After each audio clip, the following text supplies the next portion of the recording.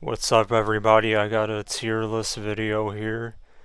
I'm calling this Battle of the Goats because these are going to be some of the greatest TV shows of all time. And I just wanted to make a tier list video for a pretty long time, just because it seemed like a lot of fun. So I've gathered quite a list of shows right here. Yeah, these are some of the best TV shows ranked on IMDB, along with just some personal favorites I threw in there, or just some shows that I kind of just wanted to talk about. Because right now, a lot of you might be noticing some of these shows in here. Why are they in this list? Yeah, those are either just personal favorites or they're just shows I wanted to talk about. So let's get into it. I got the top tier true goats, like just my absolute favorites all around, not even myself included. It's goated, like one of the greats, but doesn't really reach my personal, absolute top tier. Overrated, but still good. It's kind of self explanatory.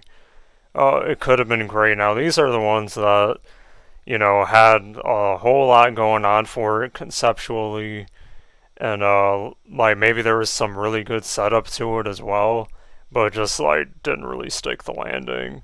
And then the last two bottom tiers kind of uh, self-explanatory as well. Never watched it, never will. I'll explain why I never will, but when we get to those shows. But anyway, here we go. Starting off with Squid Game. Squid Game. Where will I put this? You know what? I'm gonna go ahead and put it in True Go. I absolutely loved this show. I mean, granted, it didn't have the best ending for the season. Oh, by the way, this is all gonna be spoiler free, so you don't have to worry about spoilers on here. Yeah, I think this season one was just like really, really something else. In my opinion, you know, haters can hate all they want. Like a lot of people just hate stuff because it's popular, but no, Squid Game was really good. I know it felt like Hunger Games, but honestly, I mean, I think this is better than Hunger Games, to be real. Like, I know Hunger Games was also a ripoff, so I mean, Squid Game might be a ripoff of another ripoff, but I don't care. The execution was like dang near perfect. So yeah, it's whatever. Squid Game was really really good. The episode Ganbu, man, my heart, y'all. That was some episode of television right there. That was just something else. Now, speaking of another true goat, we got Arcane. Easily true goat. Like no contemplation whatsoever.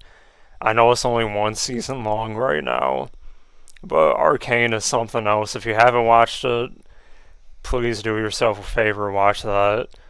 It's one of the best animated shows of all time. Just the one season alone is just incredible. I'm gonna be getting to some other shows that didn't really follow up well with how fantastic it started off. So I know Arcane does have a chance to like get absolutely trashed next season, or maybe seasons after the second season. But yeah, I mean, so far though, that first season is just almost perfection. I absolutely loved it. Some people might think it's at least I've heard somebody say that they thought it was boring, but I personally don't see it. I thought it was amazing from episode one. I mean, maybe the first two episodes aren't like, as far as writing goes, maybe it's not like incredible, but I mean, when you see that third episode though, the third episode after the setup, like it's OV after that. Like it's top tier television. All right, next up. I mean, y'all already know. Y'all already know.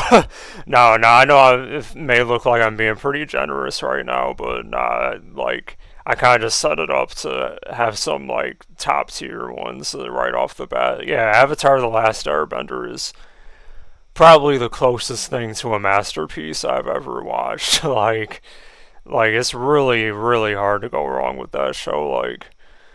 Like it's funny, it's dramatic, it's got action, it's got almost like everything you would want out of a TV show just in that one show alone.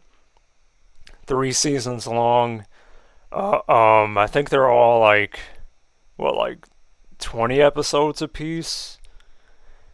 Either way, it's just phenomenal work of television. Absolutely phenomenal. If you're a fan of animation, please watch that show. I mean, you probably already have. It's on Netflix. I mean, it was a huge trend like a couple years ago.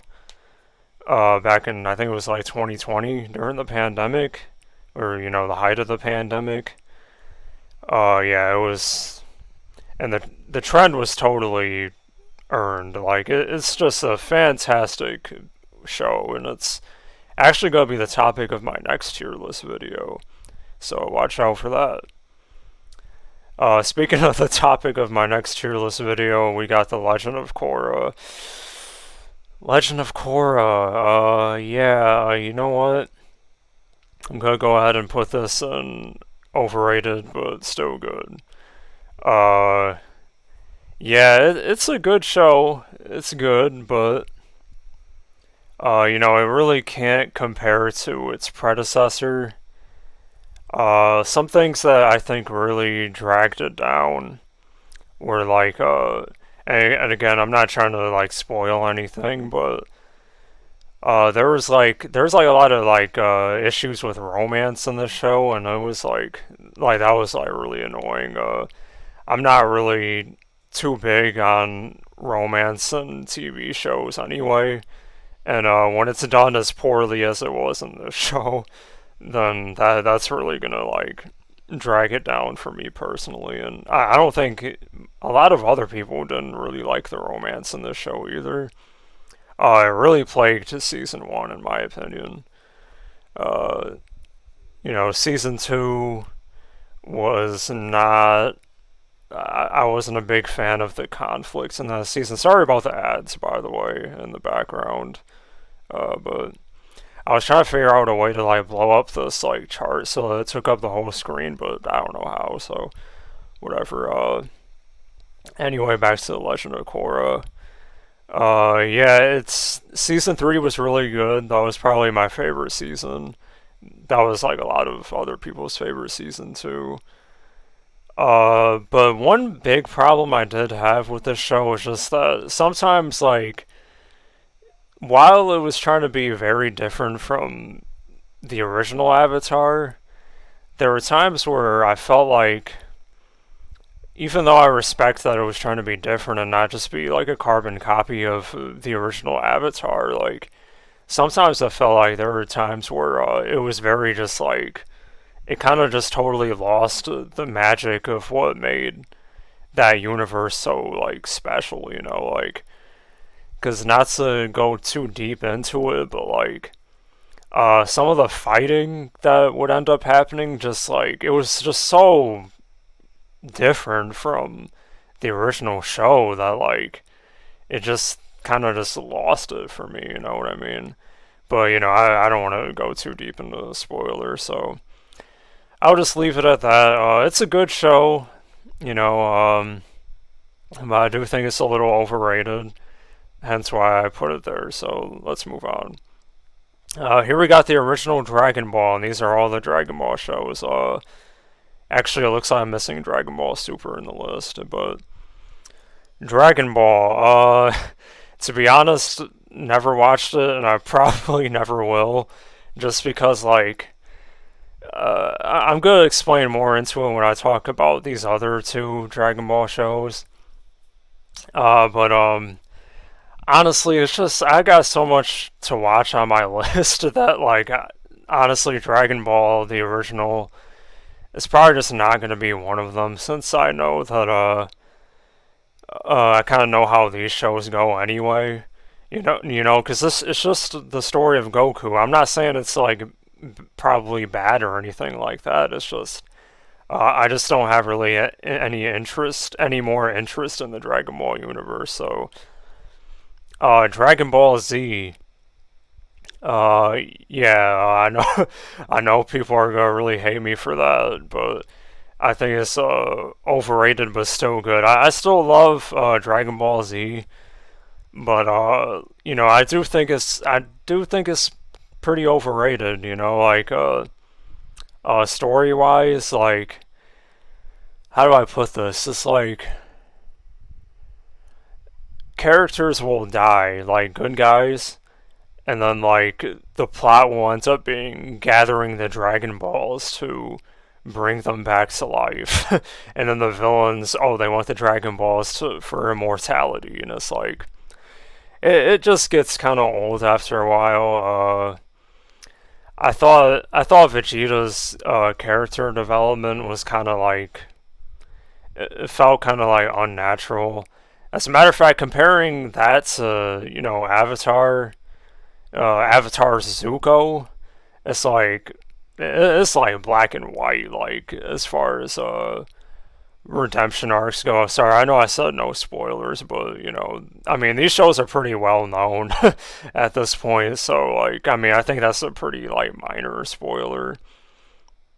Yeah, I mean it's like black and white those two characters. Honestly, like it's literally no contest at which arc was done better.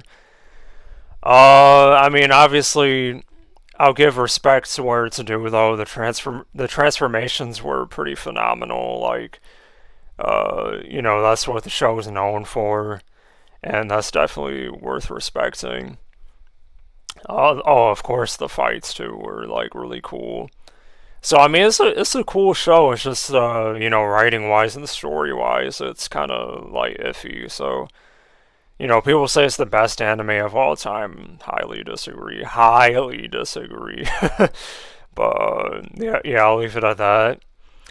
I'm pretty sure this is Dragon Ball Super next, or it's either GT or Super. But either way, never watched it, never will.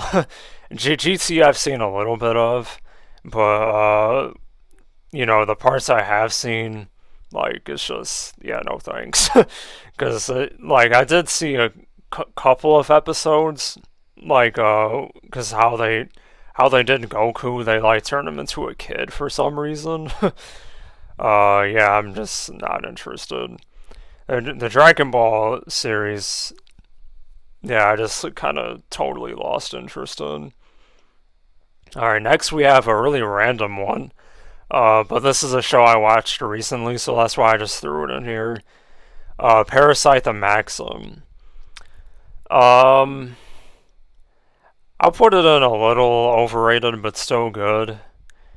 It's kind of teetering on it could have been great category too, but I mean, I would say it's still a pretty greatish show.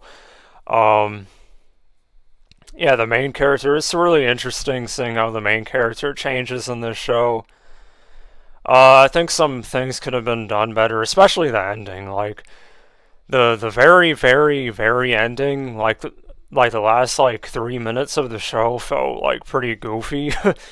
Like it felt like some very like dark humor at the end, and I feel like the show wasn't really about dark humor. Like all the violence in this show was like very like taken seriously. Like, and then at the very ends, there was just some like very morbid humor, and it just felt very out of place. And because I mean, other than that like dark joke at the end, it probably would have been a pretty like solid like solid 8 out of 10 ending. But then that like little joke at the end kind of brought it to like a 7 out of 10 ending. But yeah, it's a decent show. If you like very what do you call it, like strange anime, I guess, because it is on the stranger side of anime. So you'd probably like that show. So just throwing it right there, and we are moving back onto some true goats because Breaking Bad, y'all already know that is a true goat. It's one of the, if not the best live action show there is. It's a pretty awesome, pretty incredible show. You know, it's crazy. I've heard somebody say that the ending was rushed. Highly disagree. Like the whole show was just building up to that, like to just that awesome ending, man. Like the whole show was just kind of like just a build up to that like amazing ending. I thought the ending was amazing, personally. Just a fantastic show, man. Fantastic. There's not a whole lot more I could say about it. Walter White, and there's not a whole lot more I could say about it that hasn't already been said. Walter White, one of the best main characters in fiction, easily. Just phenomenal show. Jesse Pinkman was a great, like, sidekick type of character. Who else was there? Hank was awesome. Saul Goodman was awesome. It was just great, great show. Awesome show. Speaking of awesome shows, I'm just going to give this show, Mr. Robot, the respect it deserves, and just throw it up in a true GOAT. That's a true GOAT right there. It's very underappreciated. Maybe not underrated. Like, I think this show has like a 8.6 on IMDb. I'd say that's fair. Because it's not a perfect show, so putting it in true GOAT category is a little generous. But it's still like I just think it's a very underappreciated show. Like you watch this show, there's like so much work and so much thought put into like every single episode, and it's just a fantastic show. It really is. It's very, very, very underappreciated, very underlooked. So just showing Mr. Robot some love. Rami Malek is my boy. That's probably my favorite actor, honestly. Rami Malek might be my favorite male actor of all time. Yeah, he's a great actor. There's great performances all throughout that show, honestly. Can't think of a single bad one. Just awesome show. Kim Possible, also a pretty random one.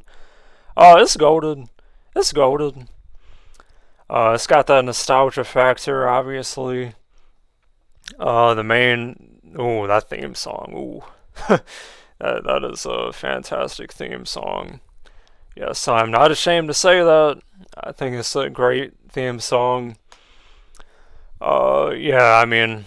I think it's a... I think the, like, seasons, that were, after the first TV special.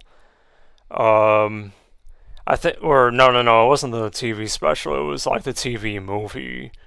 I think those seasons may have not been as good as the original seasons. But I mean, Kim Possible was still a really good show, at least as far as I remember. Definitely one of the better Disney Channel shows for sure. Here we have Elfen Lied. Excuse me. It has been a very, very long time since I watched this show, but from what I remember, it's goated. It's goated. The only thing I didn't like about this show was, well, like, genuinely, like, really, really, really didn't like about this show was one of the love interests. And, just to avoid, like, spoilers, I'm not gonna say what it is, but it is really weird. It's kind of like, I mean, not to sound xenophobic or anything, but it's kind of like a Japanese thing. Uh, yeah, I'm not gonna I'm not gonna say what it is because I want to avoid spoilers, but it's a very, very weird love interest scenario in the show. But other than that, It is very good. It's a very gory show, so just keep that in mind. It's a lot of nudity too, so keep that in mind as well. Not to say that it's all like you know, just a bunch of sex and stuff like that. It's just the main character that you see there. I hardly ever remember her like wearing clothes, so yeah, just keep that in mind before watching that show if it bothers you. But it's a pretty cool anime. It's on like kind of like Parasite the Maxim. It's on the weirder side of anime. It's only 13 episodes long. It's a really good anime though, from what I remember. So yep, I put that in golden category. Let's move on. Total drama. I'm just gonna rate the first season because that's the only one I watched.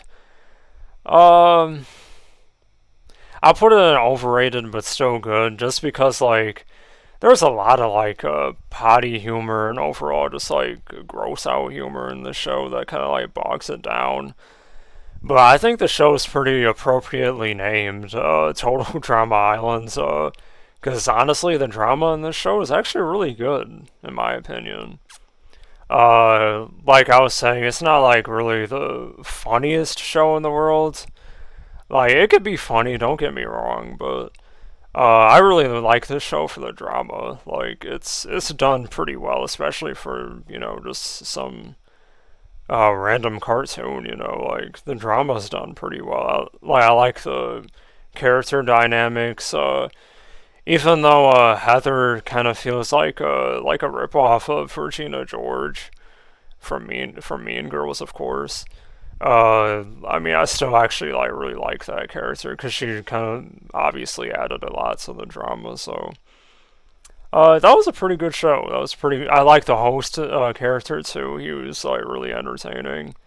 I don't know. It was just like a very entertaining cast of characters, even if it didn't like always make me laugh all the time. I just thought it was very entertaining first season because I didn't really watch the rest of the show afterwards. But yeah, really good. Not really an appropriate show for kids, to be perfectly honest. Uh, yeah, there's just some very awkward scenes in that show that make you wonder, is this a kid's show? Should this have been on Cartoon Network? But yeah. Anyway, yeah, I'm gonna be splitting this video up into parts because yeah, this is gonna get really long. I'm already at 23 minutes, so yeah, I'll end the part right here, and I'll see you next time. Bye bye.